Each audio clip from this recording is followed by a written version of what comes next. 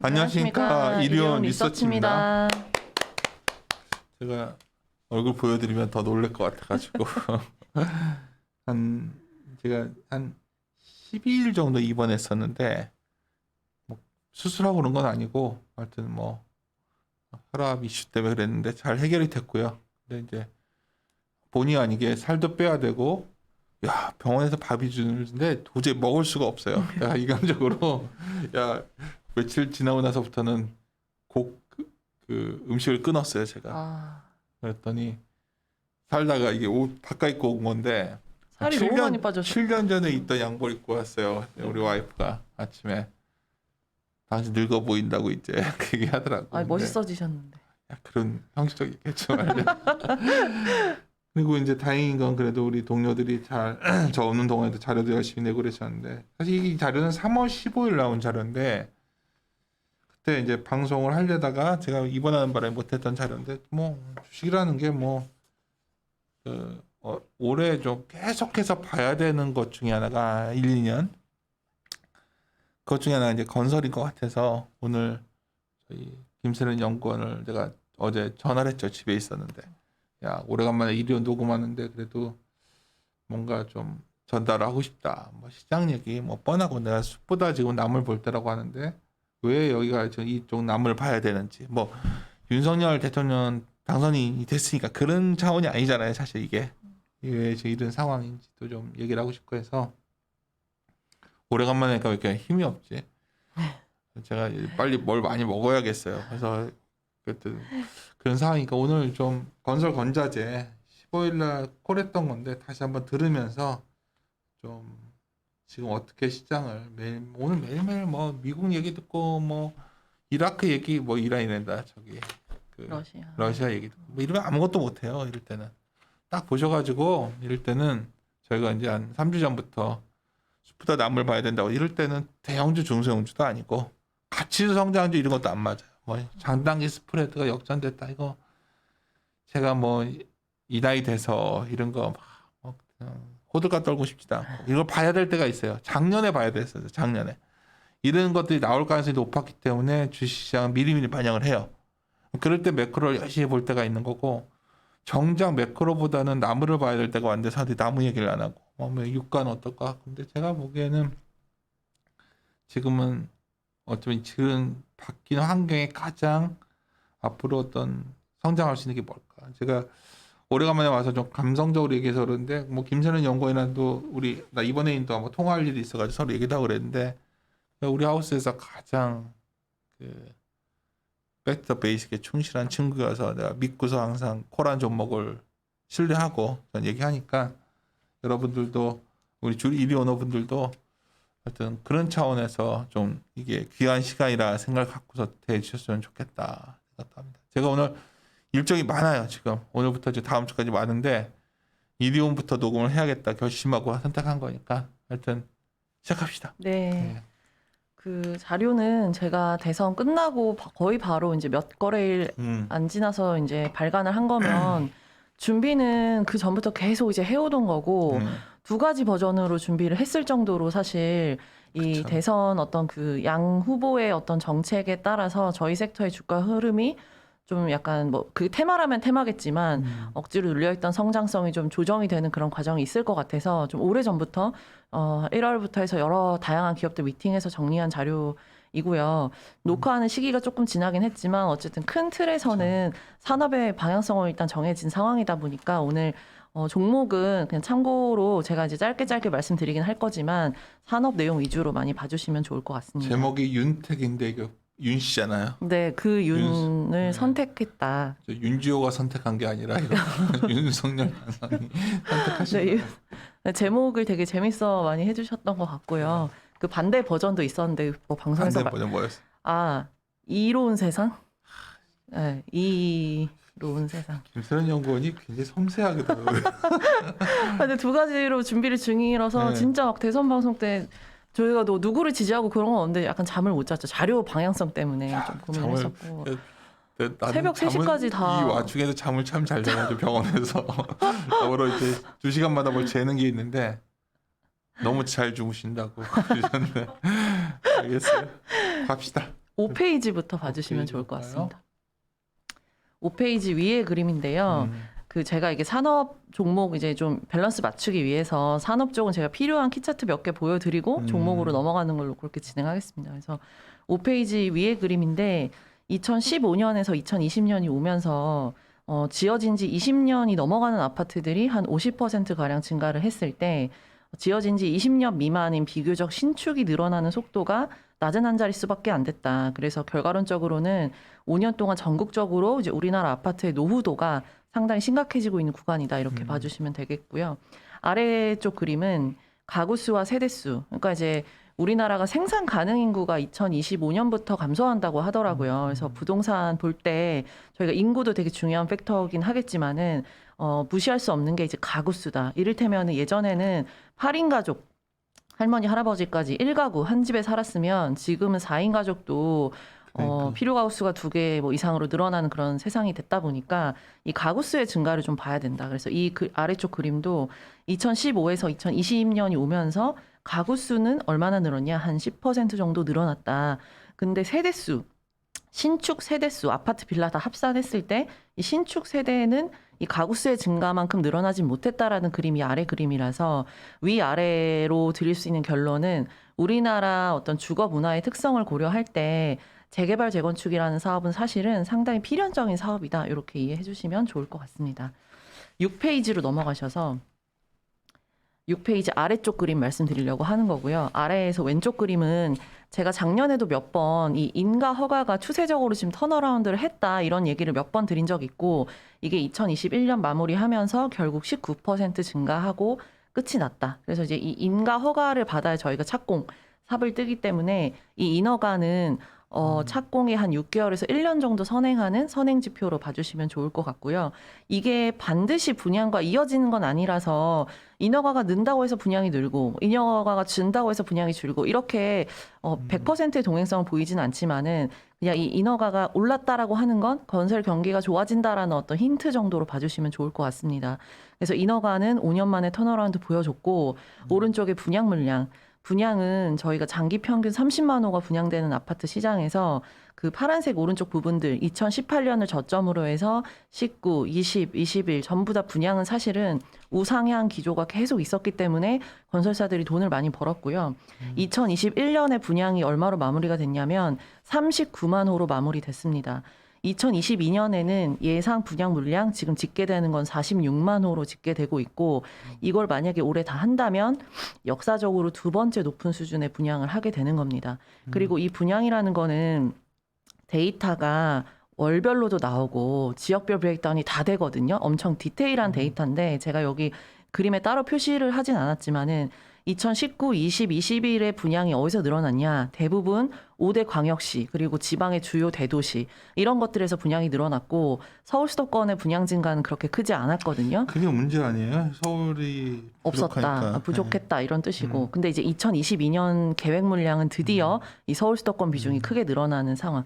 그래서 최근에 이제 그 대선 테마처럼 건설 관련된 종목들이 다 이제 주가가 올랐는데 그 중에서 이제 동원개발, 서한, 화성산업 이런 이제 대구나 뭐 부산을 거점으로 하는 지역 건설사들도 주가는 다 올랐습니다. 근데 이 주가 오른 거는 일단 설명은 가능하죠. 뭐 디스카운트 요소가 해소됐다 이렇게 볼 수는 있지만 지방 익스포저 높은 종목들이 계속 좋다 이렇게 보기에는 지금은 조금 리스크 관리를 해야 되지 않나 그런 생각이 들고요.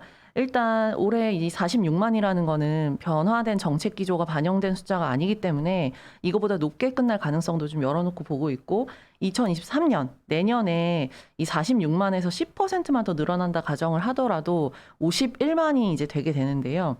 우리나라가 분양 제일 많이 했을 때가 2015년에 52만을 했었었기 때문에 거의 역사적 최고 수준에 근접하는 분양이 임박했다 이렇게 보시면 돼서 그 착공의 어떤 빅사이클은 이미 시작이 됐다. 건자재 단에서는 사실 투입 사이클은 작년부터 시작이 됐다 이렇게 봐주시면 좋을 것 같습니다.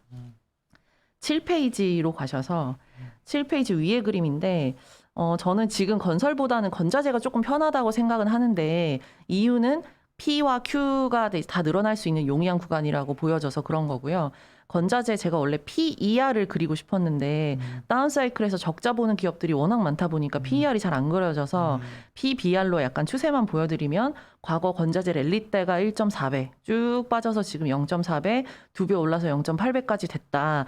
그래서 밸류 룸은 아직 남아있다고 봐주시면 될 것 같고. 이게 몇 종목 정도 갖고 건자재 평균? 이거 한 20개 정도 들어가 네, 있습니다. 그 중에 그리고 좀 데이터가 네. 좀 튀는 것들이 좀 있는 거 있지 않았을까? 그런 건 아니었어요. 정말? 이를테면 이제 그 튀는 거 대표적인 게 한샘 이런 그러니까. 건데 이 건자재 PBR 계산하면서는 한샘은 빼버렸고요. 대신에 가구 궁금했어, 업체들은 그게. 네, 리바트, 뭐 LX 이런 것들 KCC 다 들어가 있고 그다음에 그 품목별로 뭐 거푸지, 페인트 품목별 약간 다양하게 여러 개 건자재들이 들어있는 숫자라고 보시면 됩니다.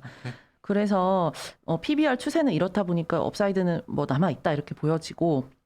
근데 제가 사실 건자재가 P랑 Q가 좋다 말씀드렸지만 작년에 이미 판가들은 다 많이 올렸습니다. 왜냐하면 투입이 작년부터 일어났었기 때문에 판가가 올랐다는 거는 수요단에서 이걸 받아줬다는 거잖아요. 그래서 이미 작년에 P가 올랐고 사실 올해는 제가 P가 안 오르고 Q만 올라도 원래 콜을 드리려고 했었는데 요새 이제 원자재 랠리가 워낙 이제 심화되는 상황이다 보니까 모든 제조업들이 마진 스퀴즈에 대한 리스크가 생겼고 근데 그럼에도 이제 건자재 입장에서는 그 전방 단위 건설이 이거를 지금 사줘야 되는 상황이어서 피해 전가가 좀 용이하다 뭐 이런 측면에서는 건설보다는 건자재가 좀 편하다 이렇게 보시면 되겠고요.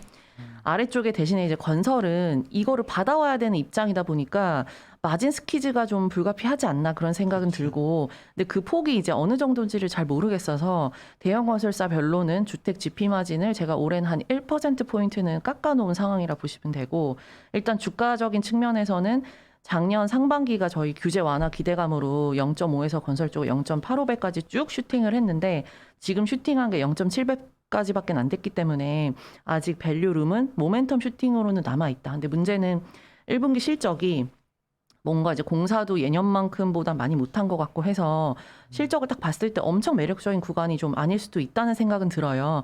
그래서 주가 흐름상은 약간 건설주는 상고하저이거나 혹은 이제 몇 개 종목들 실적 확인하면서 약간 점진적으로 우상향하는 약간 그런 그림. 그래서 이 지금 시점에서는 건설은 밸류룸이 조금밖에 안 남았고 건자재가 좀 편하다 이렇게 말씀드릴 수 있을 것 같습니다. 맞아요. 그게 가장 결론적인 거네요. 네, 최근에 이제 뭐 조그맣게 꼬마 빌딩 짓고 그런 분 지인이 있어 물어보니까 진짜 물건 가져오려면 건자재 가져오려면 그냥 돈 붙여서라도 가져가야 된다고 하더라고요. 지금 약간 쇼티지도 있고 판가도 올라야 되고 하다 보니까 그런 문제가 생기는 거죠.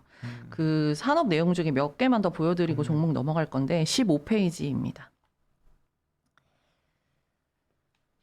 네, 이거는 제가 그때 이제 한 장 자료로 정리했던 이제 공약에 대한 내용이고 지금 이제 인수위 설립되면서 방향성이 좀 더 이제 구체화되긴 하겠지만은 그 전체적인 내용들이 규제를 약간 원복시키는 그런 내용들인데 문제는 이제 속도인 거죠. 어쨌든 이게 뭐 법을 바꿔야 되는 것들이 들어 있다 보니까 뭐 법안을 뭐 상정해서 뭐 투표하고 뭐 이런 이제 시간이 걸려서 결국 이제 속도의 문제인데 그렇다고 해서 건설 섹터의 방향성이 이제 우상향이 갑자기 꺾이거나 피크아웃하거나 그럴 가능성은 제한적인 게 이미 대형 건설사들의 수주 잔고의 한 40% 정도가 이미 이제 수주로 완료된 재개발 재건축 물량들이 있다 보니까 이게 이제 삽을 뜨기만 하면 이제 우상향은 이제 확정적인 상황이다. 그러니까 이 규제 완화의 속도에 따라서 성장의 기울기가 조금 달라질 뿐이다 정도로 이해해 주시면 좋을 것 같습니다.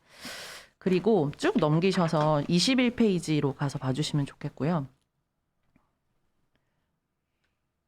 네, 저희 섹터가 최근에 이제 약간 부동산 때문에 대선 테마주처럼 좀 움직였는데 사실 저희 섹터의 가장 중요한 키팩터 두 가지는 금리, 유가 이렇게 되겠고요. 그래서 이거를 각 정권별로 매크로 데이터가 어땠는지 저희 섹터 주가는 어땠는지 이렇게 좀 한 장으로 정리를 한 거고 노무현 정부부터 보시면 이때가 지금이랑 좀 비슷한 모습? 금리가 약간 올라가고 그다음에 규제하다 보니까 아파트를 많이 못 짓고 이랬던 상황인데 주가는 저는 다시는 건설사의 이 사이클이 안 온다고 보고 있는데 주가는 이때가 제일 좋았다.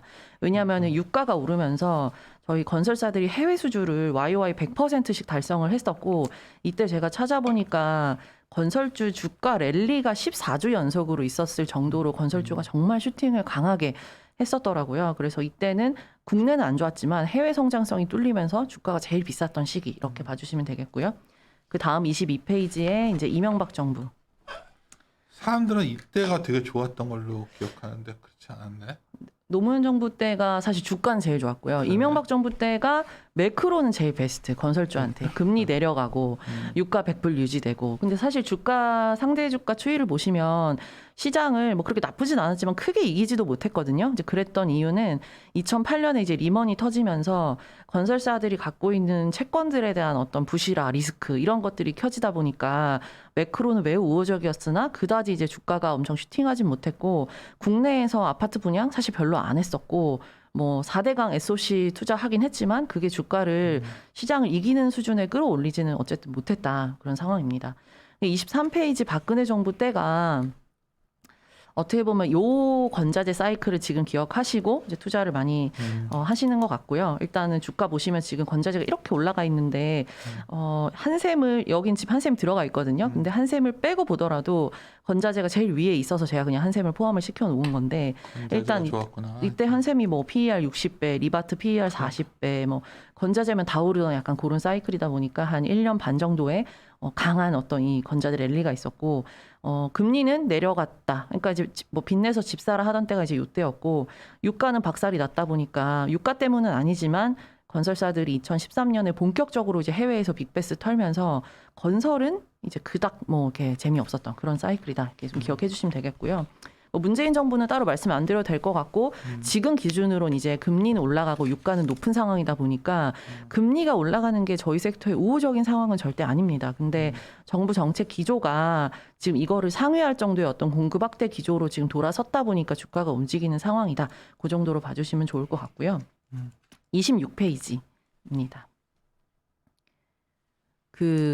이게 이제 몇 번 보여드렸던 그림이고요. 아파트 공사 프로세스 2년, 2.5년 정도 소요될 때 뭐 어떤 건자재가 들어가는지 어떤 품목이 들어가는지 이거를 보시면 맨 앞단에 들어가는 골조 관련된 건자재와 맨 마지막에 들어가는 입주 마감재들은 서로 한 2년 정도의 매출이 이제 차이가 나는 셈이 되는데 사실 그럼 이제 주가가 요 순서대로 가냐고 하면 그렇지는 않더라고요. 그냥 맨 마지막에 들어가는 입주 마감재도 그냥 맨 앞단에 그냥 기대감을 선반영해서 주가가 동반 리레이팅 되고 동반 디레이팅 되는 약간 그런 특성이 건자재가 좀 저번부터 보인다. 항상 강조하셨던 거잖아요. 네, 같이 간다. 네. 그러니까 뭐 순서대로 뭐 먼저 뭐가 오르고 이런 게 아니라 그냥 같이 네, 그냥 마감재도 사실 거면 지금 뭐 이렇게 보셔야 되는 거고요. 27페이지로 가셔서 그림 44번을 보여드리고 싶은 게 일단 건자재가 품목이 워낙 다양하다 보니까 그러면 적정 PER, 밸류에이션에 사용할 PER을 얼마를 줘야 되냐 이게 저도 좀 고민이고 왜냐하면 뭐 시멘트는 시멘트대로 뭐 거푸집은 거푸집대로 자기가 갖고 있는 품목도 다르고 밸류에이션도 다를 텐데 이걸 얼마까지 이제 그게 좀 약간 고민스러워서 그림 44번에 이 KCC와 LX 하우시스 그러니까 건자재에서 시총이 큰 건자재 두 개가 과거 건자재 랠리 당시에 밸류에이션이 얼마였나 연간으로 한번 추세를 본 거고요. 이 당시 이제 KCC는 지금과 같이 실리콘, 모멘티브가 없었던 때고 LX 하우시스도 자동차를 팔려고 했던 때는 아니기 때문에 그냥 퓨어 건자재 이렇게 보시면 되고 이 당시에 PER이 한 12배에서 20배 정도 받았었다. 그래서 이번 자료에서도 건자재 타겟 PER 밴드를 하단은 이제 12배, 상단은 20배 이렇게 설정을 하고 있고요. 이 12배에서 20배의 의미는 이렇게 보셔야 되는 게 저희 제조업 평균 PER, 그러니까 모든 제조업을 평균했을 때 PER이 10배 정도 됩니다. 그러니까 제조업 평균 PER 대비해서 최소한 20%의 프리미엄에서 최대는 2배의 프리미엄을 줄 수 있다. 이런 상황으로 판단해 주시면 좋을 것 같습니다. 페이지를 쭉 넘기셔서 종목 얘기 드릴 거고요. 31페이지입니다. 이게 종목이 너무 많아서 거기 리스트 그 앞에 보시면 되고요. 이거를 다 말씀드릴 수는 없어서 제가 일단 이 페이지를 통해서 건설주는 제가 몇 번 방송에서 말씀드렸기 때문에 건설주 제가 GS 현대건설 지금 거의 2년째 롱텀 타픽이라서 이번에도 뭐 변경은 없고요. 대신에 이제 내가 GS건설, 현대건설을 다 들고 갈 거냐 약간 그건 좀 고민을 해봐야 될 것 같고 지금 시점에서 트레이딩 바이는 DLENC, 밸류에이션 벌어져 있는 DLENC 말씀드리고 있는 상황이라 보시면 될 것 같습니다. 모종 발표한데 주가가 뭐 그냥 반응이 썰렁하더라고요. 뭐 센티가 여기가 이제 러시아 익스포저가 있어가지고 그 센티가 좀 약간 반영이 된 상황이다 이렇게 보시면 되고 근데 여전히 밸류 갭은 좀 벌어져 있어서 트레이딩 바이 가능한 종목이다 이렇게 말씀드릴 수 있겠고 오늘은 아세아 시멘트 44페이지부터 해서 금강공업까지 제가 이제 힘이 좀 남으면 하츠까지 말씀드리는 걸로 일단 그렇게 진행하도록 하겠습니다. 종목 많아서 짧게 필요한 부분만 말씀드릴 거고요. 페이지로는 44인데 이제 46으로 넘어가서 봐주시면은 46페이지 차트들이 막 있어서 네, 시멘트 업황을 좀 말씀드려야 될 것 같고 이건 뭐 아세아뿐만의 얘기가 아니라 시멘트 전반적으로 그림 55번에 보시면 저희 시멘트 원재료 비중의 대략 한 30에서 35%가 유연탄을 사용하게 되는데 이게 지금 가격이 엄청나게 많이 오르고 있다. 그래서 사실 작년부터 이게 오르고 있긴 했거든요. 추세적으로는.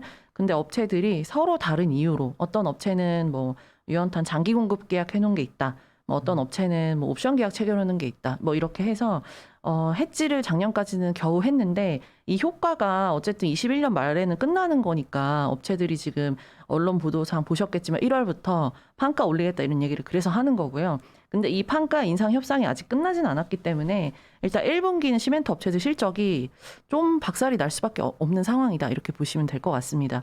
근데 1분기가 박살이 나는데도 시멘트를 사는 이유는 다시 44페이지로 돌아오시면 제가 그 아세아 시멘트 세 번째 단락에 써놨는데 그 판가 인상 1월 달에 고시한 거 지금 저희 시멘트 판가가 그 고시 가격이라고 해서 실제 판가의 기준이 되는 가격이 있습니다. 시멘트는 담합이기 때문에 고시 가격을 같이 이제 결정을 하게 되는데 이 고시 가격이 작년에 거의 한 5년 만에 이 업체들이 5% 올리겠다라고 했었고 그거 가지고 저희가 되게 흥분을 했었어요. 왜냐하면 5년 동안 이 고시 가격이라는 게 물가 상승률 수준의 성장조차도 없었거든요. 제발 올려달라고 했는데도 레미콘사 건설사들이 받아주지 않은 거죠. 그래서 계속 눌려있던 게 작년에 꼴랑 5% 오른 걸로도 저희가 흥분했던 이유는 시멘트가 드디어 약간 공급자적 우위로 돌아선 건 아닐까? 이런 어떤 그 기대감 이런 것들이 작년에 있었고 고시가격 5% 오른 게 실제 판가도 5% 올랐냐 하면 작년을 돌아보면 그렇지도 않았습니다. 고시가격은 5% 올랐지만 실제 업체들 판가는 한 3% 정도 오르는 걸로 그쳤거든요. 그래서 이 고시가격이라는 게 곧 판가는 아니지만 판가의 상승 가능성 정도 보셔야 되고 그래서 1월 달에 이제 업체들이 고시가격 18% 올리겠다라고 이제 발표를 하다 보니까 사람들이 기대를 하는 건데 일단 그 지금 시멘트 추정치들 컨센서스에 반영되어 있는 그 P랑 Q를 한번 역산을 해보면은 지금 추정치의 판가가 얼마로 가정되어 있는지 대략 알 수 있는데요. 일단 Q 출하량은 다 대동소이합니다. 한 3% 정도 출하를 저희가 다 가정하고 있고 판가 오르는 그 폭은 역산해보면 지금 컨센에 반영된 게 한 7에서 8% 정도. 그러니까 고시가격에 한 절반 정도도 안 되는 수준으로 판가가 이제 오를 거다라는 가정이 지금 추정치에 있는 거라 보시면 되고 시기는 대부분 하반기, 2분기까지도 안 되고 3분기부터 판가 인상 효과가 생길 거다라는 게 지금 저희 추정치 컨센서스라 보시면 되고 저도 그렇게 추정을 하고 있는데 지금 계속 이제 시멘트 주가가 오르는 이유는 그 언론 보도에 뭐 시멘트 대란이 드디어 현실화됐다 뭐 이런 보도가 계속 나오잖아요. 그렇다 보니까 이 판가 인상의 시기 하반기보다 좀 더 빨리 되지 않을까. 7%, 8%? 그거보단 많이 되지 않을까 해서 이 시기와 판가 인상 폭에 대한 어떤 기대감이 주가를 움직이고 있는 상황이다. 1분기가 깨지지만 그렇게 이해해 주시면 될 것 같고 이거는 사실 뚜껑을 열어봐야 되는 거다 보니까 실제 판가 전이가 어떻게 될지 판가 전이 시점이 언제가 될지는 뭐 지켜봐야 되는 부분이다. 이렇게 보시면 좋을 것 같고요. 46페이지로 넘어가셔서 사실 저 같은 건자재 중에서 탑픽이 KCC 글라스라고 이게 제가 TP가 없어서 탑픽이라 말씀드리기가 조금 맞네. 네네 그 46페이지로 잠깐만 돌아가서 보시면 그 시멘트 그 그림 52번이고요. 캐파별 이제 PBR인데 지금 주가가 또 변동이 돼서 지금 이 PBR이 지금 약간 아웃데이티드가 다시 또 돼버리긴 했는데 시멘트 저는 이제 무차별하게 이제 다 괜찮다라고 보는 거고 아까 이제 제가 이 자료 쓸 시점에서는 PBR이 눌려 있는 걸로 사는 게 편하다라는 생각에 DLENC 콜 드렸던 것처럼 뭐 아세아가 뭐 밸류 갭이 있는 것 같다 이런 취지로 이 그림을 그린 건데 지금은 뭐 한일이나 쌍용이나 아세아나 좀 무차별하다고 판단하고 있습니다. 시멘트 다 좋았더라고. 네, 저는 이제 TP는 쌍용에밖에 없는데 쌍용은 그 환경 밸류에이션이 붙어서 조금 무겁고요. KCC 글라스는 제가 작년에도 열심히 이제 분석 보고서를 쓰고 TP는 달지 않았던 종목. 인데 어쨌든 아직 의견은 난레이티드고요. 근데 작년에는 이 종목에 긍정적인 빔이 이제 판가 인상이었다면은 올해는 Q의 증가, 출하의 증가가 있는 종목이라 보시면 되고 주가가 작년 상반기에 쭉 좋았다가 하반기에 쭉 내려온 이유가 이 회사가 자동차 유리 사업부가 있거든요. 공교롭게도. 근데 자동차 생산이 지금 안 좋잖아요. 그래서 그쪽의 실적이 깨져서 기대감이 약간 실망으로 돌아섰던 종목이고 그 페이지로 50페이지 표 14번에 보시면 이 회사가 한 1, 2, 3, 4 중에서 4번이 자동차 유리인데 그거는 저는 일단 올해도 YY 감익으로 가정하고 있습니다. 일단 뭐 계속 안 좋은 것 같더라고요. 그래서 이거를 좋게 볼 수는 없어서 4번이 감익임에도 불구하고 1, 2, 3번 품목들이 판가가 지금 많이 올라와 있다. 분기 추세로. 그래서 4분기 기준으로 판가가 크게 훼손되지 않는다라고 가정을 하고 출하량을 한 2에서 3% 정도만 늘어난다고 가정을 하더라도 전체 탑라인 성장이 최소한 7% 정도는 계산이 되는.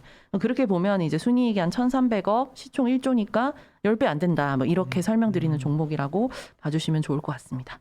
만약 자동차 쪽이 약간 돌아서면 너무 좋죠. 너무 좋아지는 거죠. 왜냐하면 사실 이 1, 2, 3 중에서 1, 2, 3, 4 중에서 4번의 자동차 유리가 제가 알기로 마진이 제일 좋거든요. 그래서 이게 만약에 돌아선다면 사실 더할 나위 없죠. 근데 일단은 조금 보수적으로 감익이다라고 보시면 좋을 것 같습니다.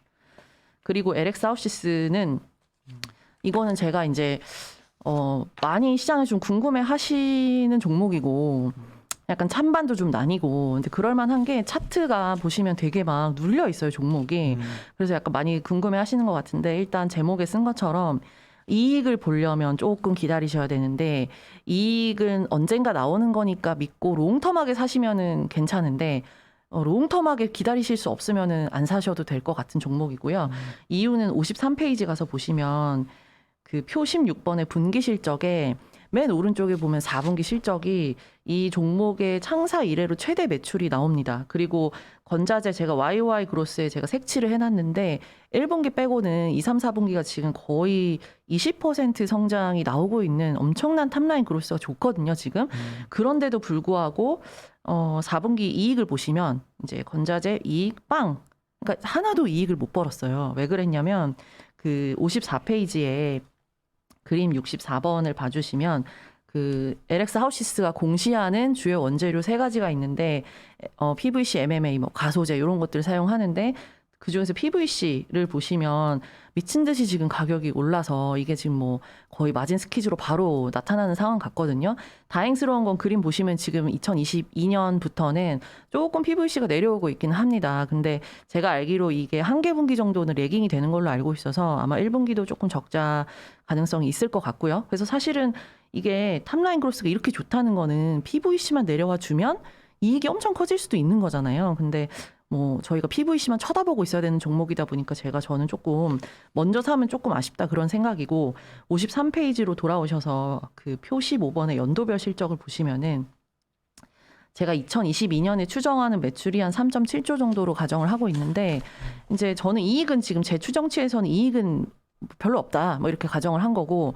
근데 이제 궁금하신 분들의 논리가 2015, 16, 17에 이 회사가 경상적으로 돈을 벌 때 당시가 순이익률이 2%는 나온 종목 아니냐. 그러면은 3.7조에 뭐 2% 뭐 비단 1.5%만 곱해도 한 600억 되는데 시총이 5천억 아니냐. 뭐 이런 논리인 것 같거든요. 근데 요거는 말씀드렸듯이 좀 롱텀하게 좀 봐야 되는 종목이 아닐까. 지금 단기에 접근하기 조금 아쉽다. 이를테면은 아까 시멘트처럼 판가 인상을 훅 직관적으로 하거나 아니면 뒤에서 말씀드릴 거푸집처럼 제품의 특성이 영업 레버리지가 생기거나 그런 거는 아닌 것 같아서 저는 조금 긴 호흡으로 하우시스는 보자고 말씀드리고 있습니다.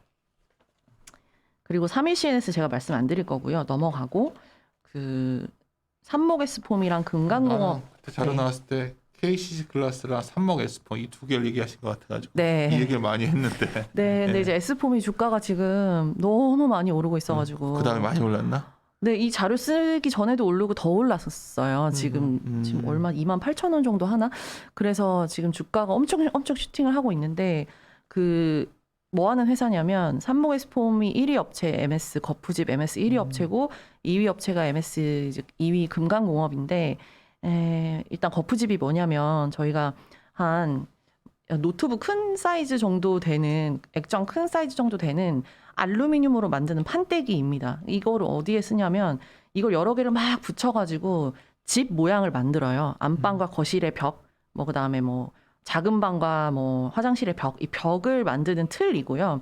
이 틀 사이에 콘크리트를 부어가지고 벽을 굳히는 거죠. 그러니까 쿠키로 따지면 쿠키 틀 이런 개념으로 보시면 되고 이제 벽이 다 완전히 굳으면은 다 인부들이 떼어내서 이 판때기를 들고 다 2층으로 올려 보냅니다. 그럼 2층에서 또 이걸 조립을 해서 벽 모양을 만들고 이렇게 사용하는 거고 이게 알루미늄으로 만드는 판때기다 보니까 저희가 알루미늄 폼이라고도 부르게 되고요.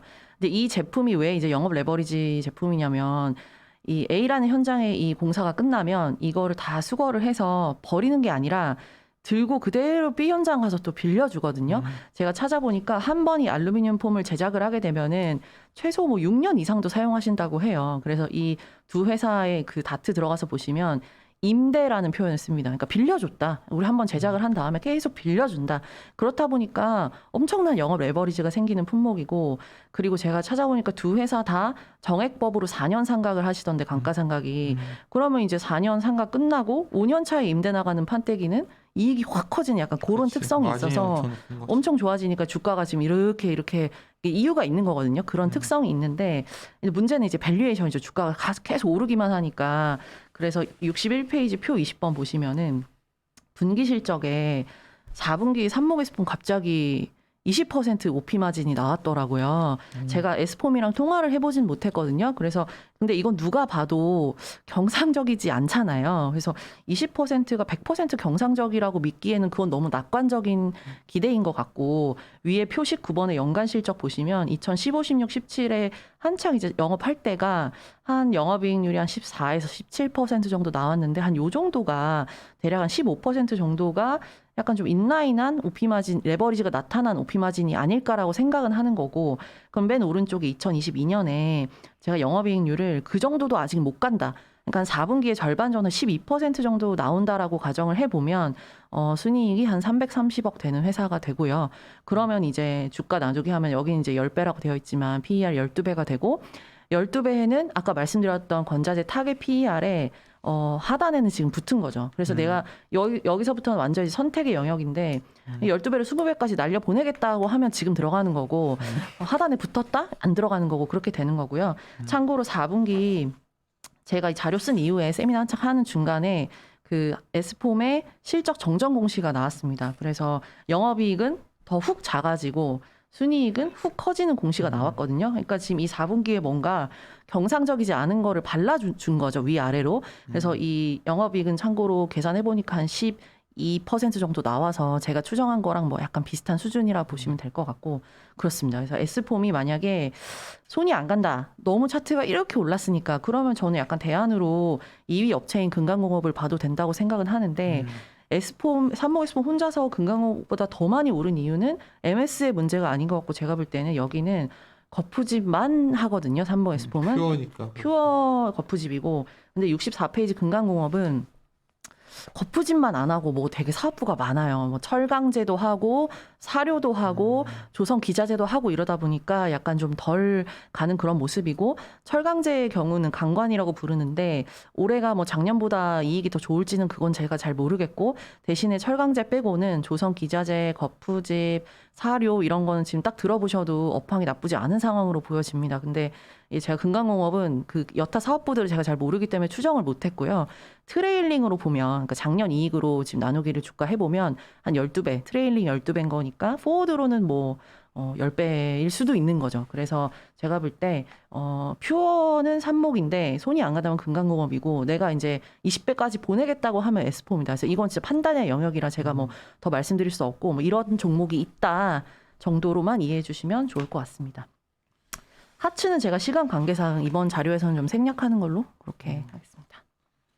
예, 쭉 뭐 지금 최근 이 자료 나온 거 3월 15일이니까 거의 한뭐 2주 좀 넘었죠. 네. 근데 이제 지금 시점에서 그러면 주가가 뭐 좀 좋아진 것도 있고 뭐 헤매는 것도 있고 있을 텐데 하여튼 상당히 이렇게 뭔가 나무를 골라내는 시장에서 업종 하나가 뭐 딱 좋다 말씀드릴 수는 없지만 이게 내가 좋게 보는 것들의 특징적인 거는 일단 밸류에이션이 괜찮아야 되고 그래야지 아래 이제 하방에 대한 리스크를 줄일 수 있고, 또 하나는 모멘텀이 같이 존재해야 되는데 결국은 매출이 커지거나 정책 모멘텀이 있어야 되는데 이게 좀 부합되는 게 이쪽인 것 같아요. 그래서 이제 아까 말씀하신 게 건설에서는 워낙 항상 말씀하셨으니까 GS건설, 현대건설, 대림, ENC, DL ENC 이것도 3개 정도. 그다음에 건자재에서는 좋은 것들은 많이 움직였는데 뭐 네네. KCC 글라스, 삼목전공 뭐 네네. 이런 것들 너무 일일비 하시지 말고 이런 거는 그냥 사놓고서 뭐 집들 많이 질 것 같아요. 많이 지면 좀 나아지겠죠. 그렇게 보면 안 되나요? 그렇게 아니, 보시면 됩니다. 뭐 매일매일 주가를 보는 게 아니라 매일매일 집이 얼마나 지어지는가를 보고 있으면 아마 주가에 대해서도 좀 더 마음 편안하게 들고 갈 수 있는 그런 쪽 아닐까 생각합니다. 네. 확실히 오래간만에 하니까 에너지가 딸리네. 말은 제가 했는데. 그래요? 저, 역시 우리 세련이는 저런 말만 해. 내가 했는데 왜 당신이 힘들어? 그냥 힘들어. 앉아있는 것도 그러네.